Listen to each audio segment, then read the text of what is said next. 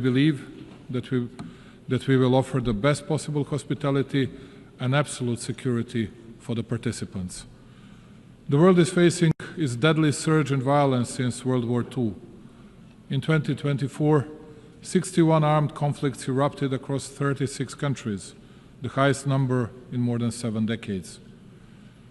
The proliferation of misinformation, particularly via digital platforms, has fueled distrust between countries, targeting elections, trade negotiations, and public sentiment.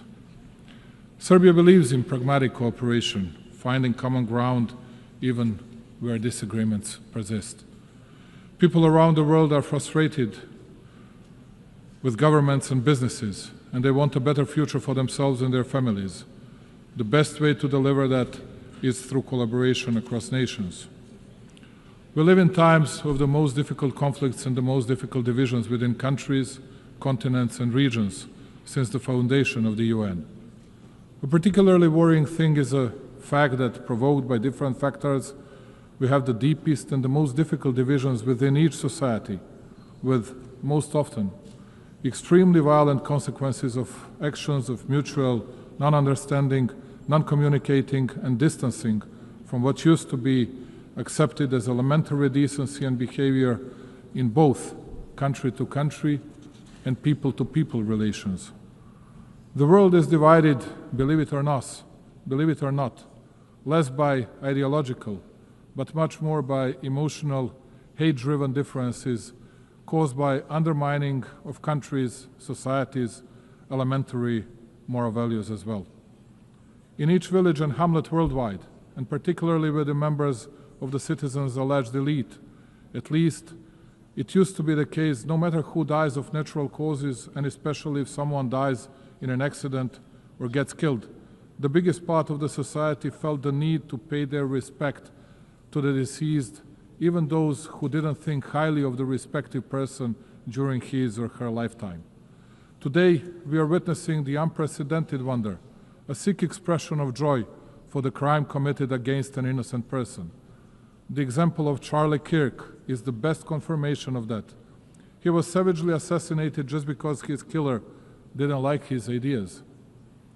He was shot, even after death, by the same ones who had prepared political and media grounds for his assassination. And please do not be surprised because I'm speaking about this more than about big world conflicts. It is precisely that such a development devastates in a deepest and the clearest way the world political community much more than conflicts with clear and visible actors. In the era of social networks, in the era of freedom, we have reached the point of the biggest unfreedoms and unambiguous limiting of freedoms of the others.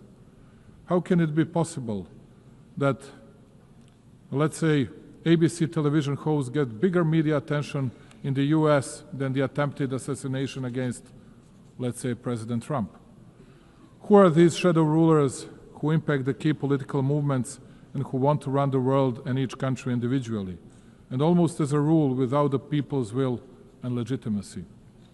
They run all the processes, and all of us because they're chosen by God, as they like to put it.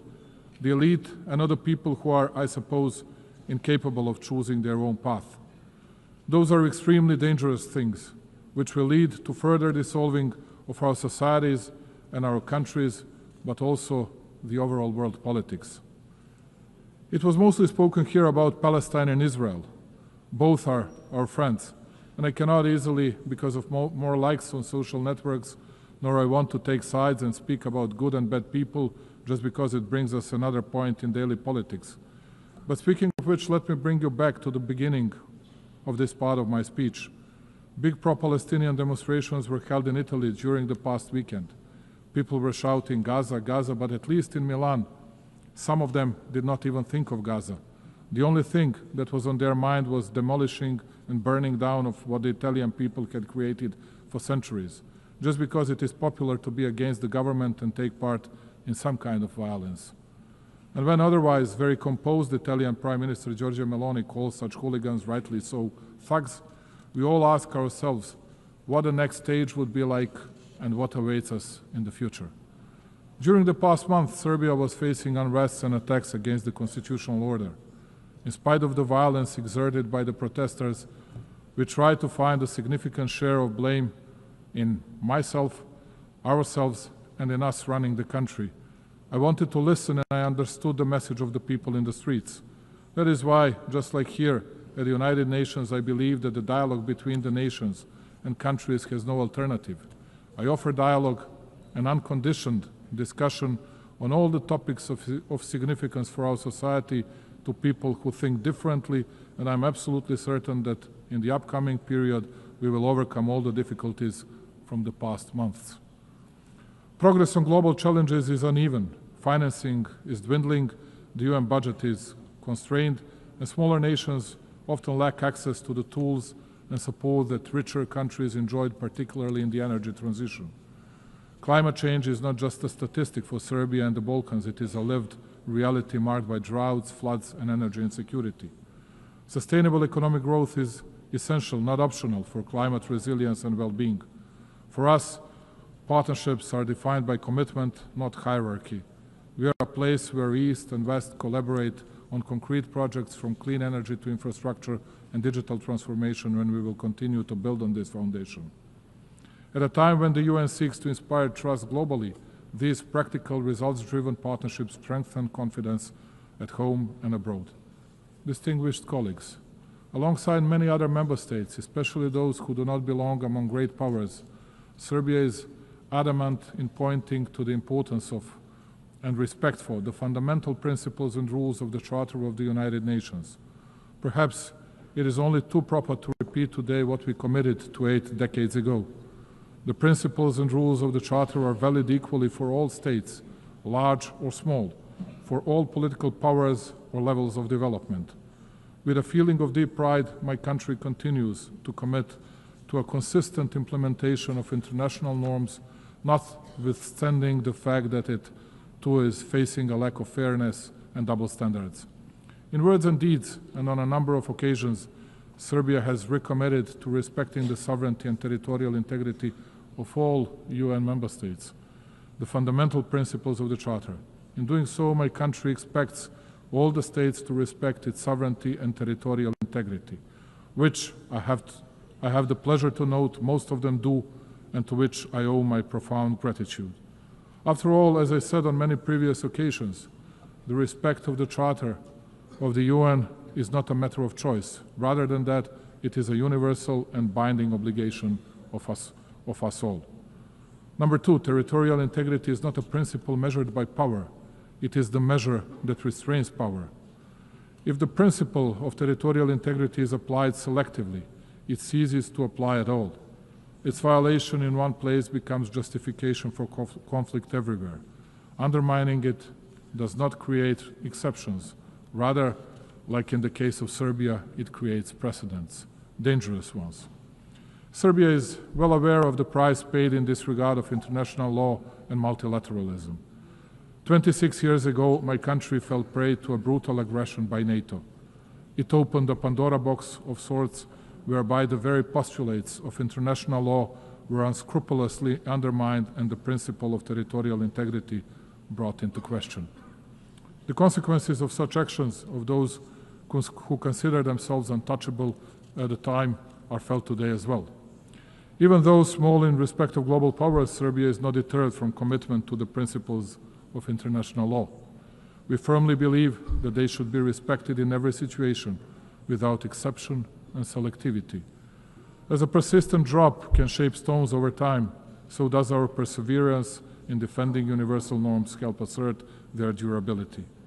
Serbia will continue advocating those principles, as the observance of the respective is the only reliable way to peace and stability. This rostrum and this occasion are the best opportunity to reiterate that my country will never forget its history, its people, its sanctities. Kosovo and Metohija is an inseparable part of Serbia, the main pillar of its identity, culture, and spiritual heritage. For us Serbs, it is not only a piece of land, it is the cradle of our spirituality and our existence on that land over centuries.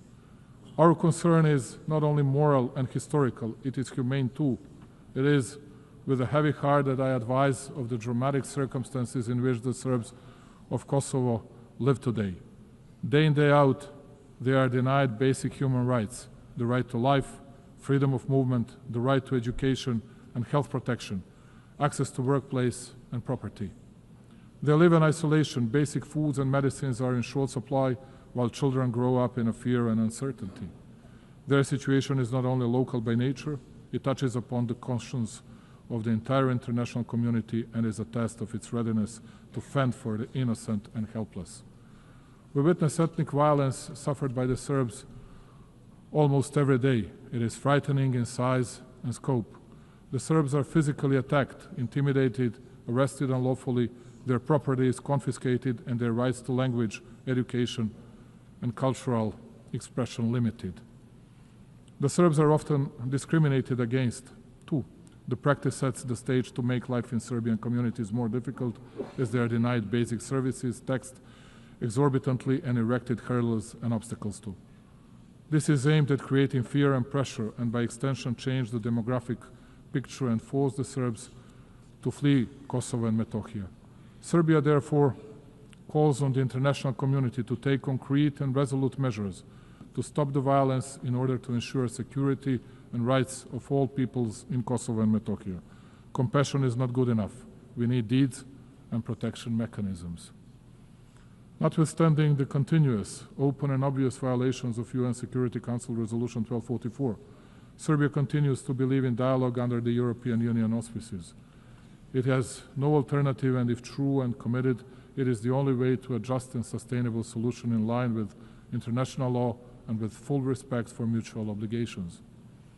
Just as in the past, my country will continue to fight for peace, patiently, emphatically, and in good faith. Number 3, the Balkans must not be a stage for the ambitions of others, but a space for shared responsibility. 30 years after the conflict, stability has become our highest value.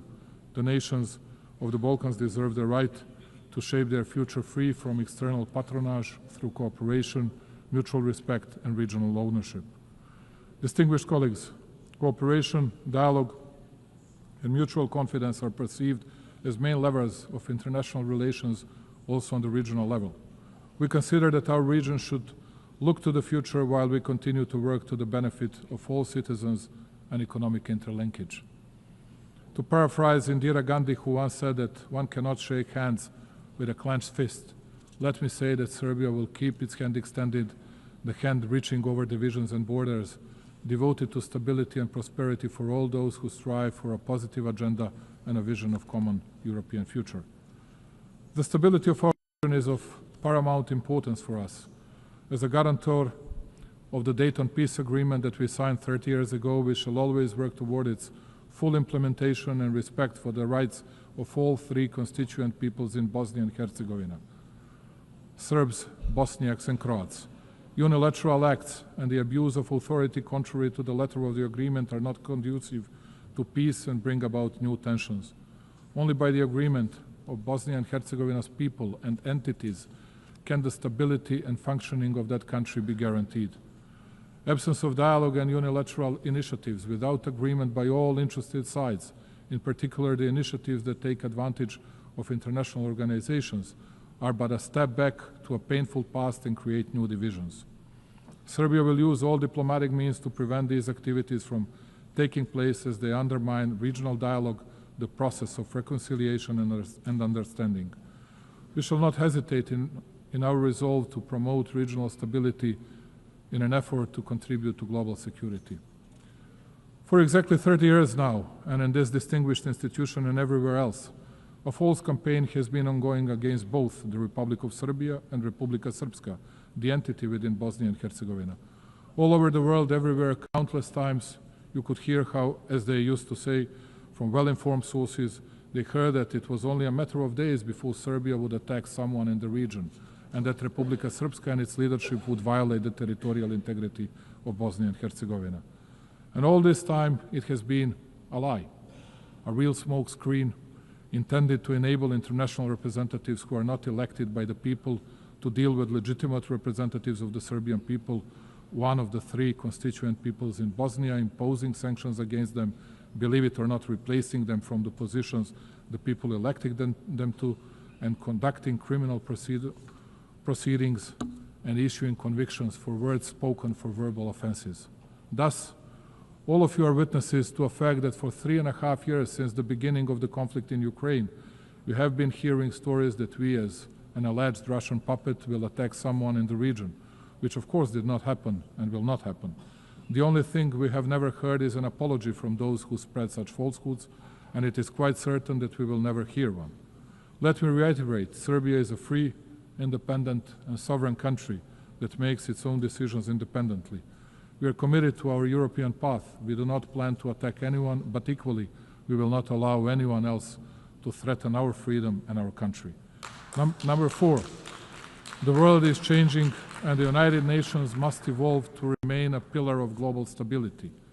Reforming the United Nations is not simply an institutional task. It is a moral duty to safeguard the future of global peace and justice. We are well aware of the need to reform the UN and revitalize its system in order to increase its credibility and shore up multilateralism so as to make our organization more effective, just and close to the needs of its member states. Also, the SC should become more effective in and better adapted to the pursuit of its primary goal of safeguarding international peace in order to reflect more accurately the reality of the present-day world. Africa in particular, the youngest continent which comprises 54 states, must be better represented. Many countries rely on the UN for technical expertise, development funding, and guidance to achieve the Sustainable Development Goals. Cuts to funding or reduced access to UN programs risk widening the gap between wealthy and developing nations. As the UN looks for ways to reduce costs, we are happy to offer to host any of UN bodies, institutions, agencies in Serbia with the best possibility to continue being a bridge between developed and developing regions. Serbia is situated at the crossroads of Europe, easily accessible to both East and West. And speaking about cost effectiveness, we are able to offer lower operational costs compared to Geneva, New York, or other big hubs. Belgrade offers modern facilities, reliable connectivity, and proven capacity to host large international events, for example, Expo 2027. Hosting an agency in Belgrade strengthens the UN's presence in Southeastern Europe, a region with transitional and developmental experience relevant to global priorities. This would expand the UN's geographic footprint, ensuring agencies are more representative and globally distributed. And number 5, Serbia will remain independent and will overcome internal challenges through the strength of its statehood tradition, focusing steadfastly on building a prosperous future. True sovereignty today is not insulation. It is the dignity to choose, to say yes on our own terms, and to use that choice for cooperation. Serbia's independence is not a privilege granted. It is a sovereign right exercised, and its sovereignty is not situational, it is foundational. Notwithstanding numerous global challenges, Serbia has remained on a steady course. Its macroeconomic situation is stable and its economy continues to grow, which only shows how commitment to reforms and responsible economic policies lead to great results. Investments in infrastructure, energy transition, and digitalization bear out my country's commitment to sustainable development and the 2030 Agenda goals. Let me take a moment, ladies and gentlemen, to inform you that in 2027, Serbia will host the specialized exhibition Expo 2027 with a motto, Play for Humanity, Sport and Music for All. This event will provide an opportunity for my country to show to the world the strength of our culture, sport, and creativity as a universal language that transcends differences. This will be a moment in which, along with its partners, Serbia will build bridges of friendship and togetherness, promote understanding, and open new horizons of cooperation. Serbia's way is the way of development, progress, and prosperity, and it is fully committed to becoming a full-fledged member of the European Union. This commitment, though, makes us no less devoted to promoting and deepening cooperation with countries from other parts of the world, maintaining and cherishing all along our traditional friendships and relations of trust in the East. Strengthening overall bilateral relations with key actors of the international community and with our European partners tops our agenda. Also, Serbia has raised in the past several years the level of cooperation with numerous countries in Africa, Asia, and Latin America, and played in that way a respectable role on the global stage. I trust and believe that we can count on mutual respect and the traditional bonds of friendship with these countries in our future relations. Ladies and gentlemen, closing it and looking to the future and committed to dialogue and understanding, we in Serbia believe that peace is the highest value and the most solid foundation of development. We shall continue to invest our energies, knowledge, and will in building a world more just, secure, and worthy of the coming generations. I thank you very much. On behalf of the Assembly, I wish to thank the President of the Republic of Serbia. The Assembly will now hear an address by His Excellency Hamad al-Sharaa,